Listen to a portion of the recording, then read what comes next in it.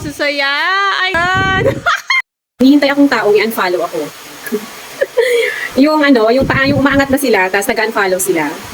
Nangyari kasi sa akin yon nung nagka-break na sila ng konti, na-unfollow na agad ako. Pero it's okay naman sa akin na ganun yung nangyari. Eh, iba-iba naman tayo ng gustong ma-achieve.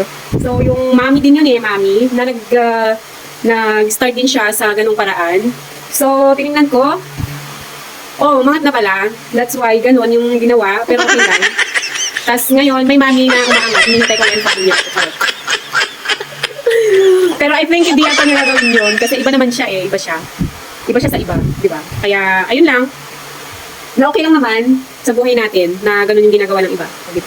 Pinatanggal ko yung pekas ko. Ewan ko magbalag ka pekas ako. Sa Telampul.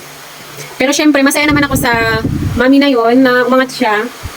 Pero hindi niya nakalimutan kung saan siya nagsimula. So I'm happy for her. Naging inspirasyon pa nga siya sa iba. At na-inspired din naman ako. Kaya ituloy mo lang yun, mami. Yung ginagawa mo. Kung makita mo man to. Char, hindi mo mas makita nyo to. Pero yun lang yung sa akin. Na okay lang naman na ginawa nila yun sa'yo. Kaya huwag ka nang magdamdam kung sila umalis. Eh di mas maraming darating. Yun yung isipin nyo.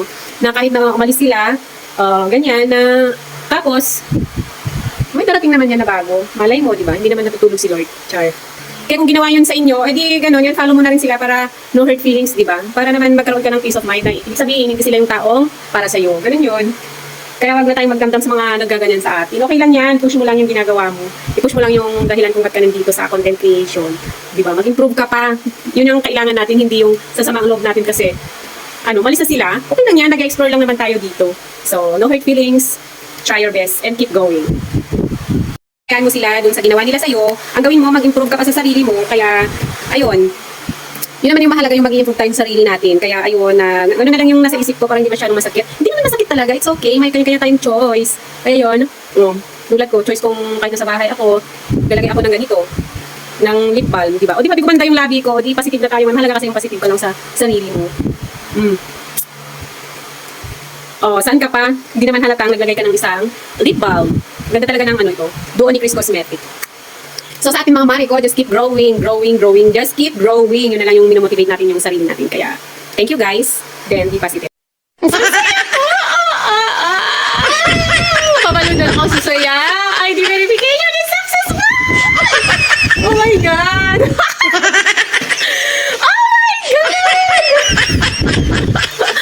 Successful! Ang hirap mo hirap ay ma-achieve yung ID verification. Successful! Alam niyo ng mga nagpapa-verify. Just be patient. Na-achieve. Just be positive.